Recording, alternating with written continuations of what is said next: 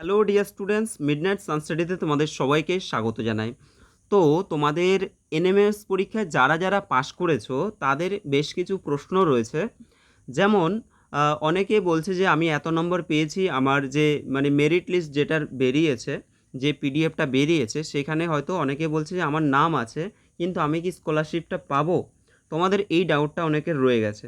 তো আমি একটা কথা বলবো, মেরিট লিস্টে অর্থাৎ এই যে তোমরা পিডিএফটা ডাউনলোড করেছো, তোমরা যে দেখেছো যে তোমরা কত মার্কস পেয়েছো, তো যারা যারা যাদের যাদের নাম এসেছে তারা প্রত্যেকে স্কলারশিপটা পাবে। ঠিক আছে? পিডিএফে যাদের যাদের নাম আছে তারা প্রত্যেকে কিন্তু স্কলারশিপটা পাবে, তারা প্রত্যেকে এলিজিবেল। আর কারা পাবে না? যাদের লিস্টে নাম নেই তারা পাবে না। ব্যাস বাংলা কথা, তোমার যদি লিস্টে নাম থেকে থাকে তাহলে তুমি স্কলারশিপটা পাবে, যদি লিস্টে নাম না থাকে তাহলে তুমি পাবে না। আচ্ছা, দ্বিতীয় প্রশ্ন, যাদের যাদের লিস্টে নাম নেই তো তারা কিভাবে তাদের রেজাল্টটা চেক করবে, তারা কত পেয়েছে? তো তোমাদের একটা কথা বলে নিই, এক্ষেত্রে কিন্তু তোমরা তোমরা কিন্তু কোনো রকম রেজাল্টটা চেক করতে পারবে না। রেজাল্ট চেক করতে কিন্তু তোমরা পারবে না, ঠিক আছে? এটা মাথায় রাখবে, রেজাল্টটা কিন্তু তোমরা চেক করতে পারবে না, মানে তোমাদের কোনো প্রকারেই সেটা দেখাটা সম্ভব নয় যে তুমি কত পেয়েছো। সেটা তুমি কোথাও স্কুটনি বা মানে যেটা করে আর কি, যে দেখার চেষ্টা, সেটাও কিন্তু হবে না। তো তাদের ক্ষেত্রে আর কিছু কি বলবো, মানে পাওনি, ব্যাস মনে করো তোমাকে আপকামিং অন্য কিছুর জন্য রেডি হতে হবে, ঠিক আছে? আচ্ছা, এবার আসছি তৃতীয় প্রশ্ন। তৃতীয় প্রশ্ন হচ্ছে যে এনএমএস এর টাকাগুলো আমরা কিভাবে পাবো, কোথায় যোগাযোগ করতে হবে আমাদেরকে, ঠিক আছে, কি কি প্রসিডিউর আছে, এই সম্পর্কে অনেকেরই নানা রকম প্রশ্ন থাকতে পারে। তো তোমাদের আমি একটা কথা বলে নিই যে এনএমএস এর টাকা আমরা কিভাবে পাবো বা কোথায় যোগাযোগ করতে হবে, তোমাদের আগে এটা বলে নিই। প্রত্যেকে তোমাদের স্কুলে যাবে, স্কুলে গেলে তোমাদের স্কুলের সাথে যোগাযোগ করতে হবে, ঠিক আছে? স্কুলের সাথে যোগাযোগ করতে হবে, এই প্রসিডিউরটা সম্পূর্ণ কিন্তু স্কুলে হবে এবার। অর্থাৎ কি, তোমাদের যে একটা প্রত্যেকটা স্কুলে যারা যারা পাশ করেছে তার স্যারদের কাছে একটা করে লিস্ট যাবে, ঠিক আছে, যে কে কে পাশ করেছে। তোমরা দেখবে স্কুলে যখনই যাবে, তোমাদের স্কুলটা যখনই খুলবে, স্কুলে যাবে, তোমাদের বলে দেবে যে তুমি তুমি তুমি তুমি মানে যে যে পাশ করেছে তাদের নাম ডিক্লেয়ার করে দেবে। এইবার স্কুলের সাথে তোমাকে যোগাযোগ রাখতে হবে। তার সাথে সাথে তোমাদের হয়তো ব্যাংকের বই টই সেগুলো আপডেটের ব্যাপার থাকে, বা আধার কার্ড সেগুলোকে আপডেটের ব্যাপার থাকে।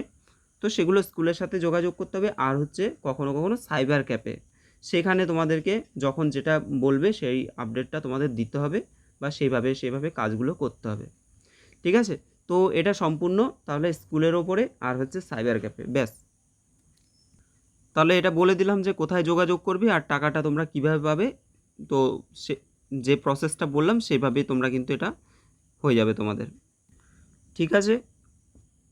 আরেকবার একটা কথা বলছি, যাদের লিস্টে নাম এসছে তারা প্রত্যেকে স্কলারশিপ পাবে, কেউ বাদ যাবে না, ঠিক আছে? যাদের যাদের নাম এসছে তারা কিন্তু প্রত্যেকে স্কলারশিপ পাবে। তোমরা এই কোশ্চেনটা বারবার আমাকে করেছো, তার জন্য আমি আরেকবার বলে দিলাম। আচ্ছা, তোমাদের ভিডিওর শেষে একটা সুখবর আছে, সেটা আমি পরে বলছি। আর তোমরা আগের ভিডিওতে যারা যারা কমেন্ট করেছো প্রত্যেকটা কমেন্টের আমি অ্যান্সার দেবো বলেছি, অবশ্যই দেব। এবং তার সাথে সাথে তোমাদের যাদের যাদের যারা তোমাদের যে বললাম তোমাদের নাম এবং কোন স্কুল থেকে তোমরা পাস, কোন স্কুলে তোমরা পড়ো এবং তার সাথে তোমরা কত নাম্বার পেয়েছো, সেগুলো তোমাদের কমেন্ট করতে বললাম। তো অনেকেই কমেন্ট করেছো, তোমাদের এই সমস্ত কমেন্টগুলো আমি এক জায়গায় করে সেগুলো কিন্তু পোস্ট করব, ঠিক আছে? সেগুলো সবগুলো পোস্ট করে দেবো। আচ্ছা, এই ফ্যাক্টরটা গেল। আশা করি এনএমএস নিয়ে তোমাদের আর সেভাবে প্রশ্ন থাকার কথা নয়, তাও প্রশ্ন থাকলে অবশ্যই বলবে। এবার আসছি আমি তোমাদের ভিএসও। আচ্ছা, ভিএসও কারা কারা এলিজিবল, কারা কারা কারা পরীক্ষা দিতে পারবে? দেখো, তুমি যদি তোমাদের স্কুলের first boy, second boy, third, fourth বা ফিফথ হয়ে থাকো, বয় বা গার্লস, তো 1 থেকে 5-এর মধ্যে যাদের রোল নাম্বার রয়েছে তারা কিন্তু ভিএসও এক্সামটা দিতে পারবে। এটা হচ্ছে ক্লাস 9-এর, ঠিক আছে? ক্লাস 9-এ এই এক্সামটা হয়।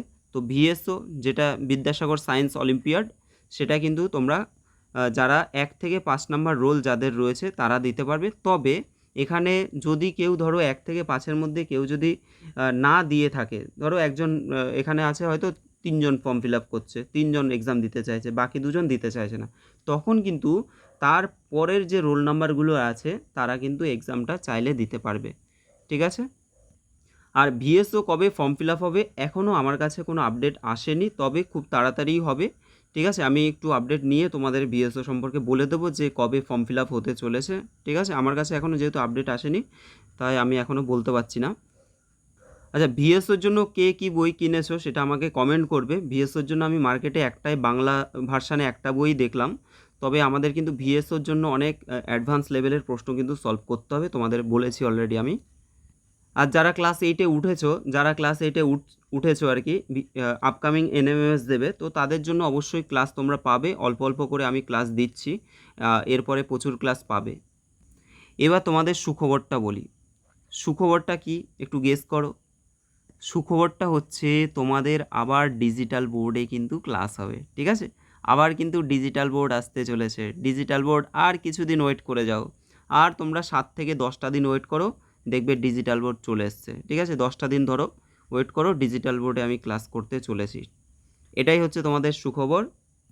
তার সাথে তোমাদের লাইভ ক্লাসও কিন্তু এরপরে চলতে থাকবে। ঠিক আছে, লাইভ ক্লাসও হবে।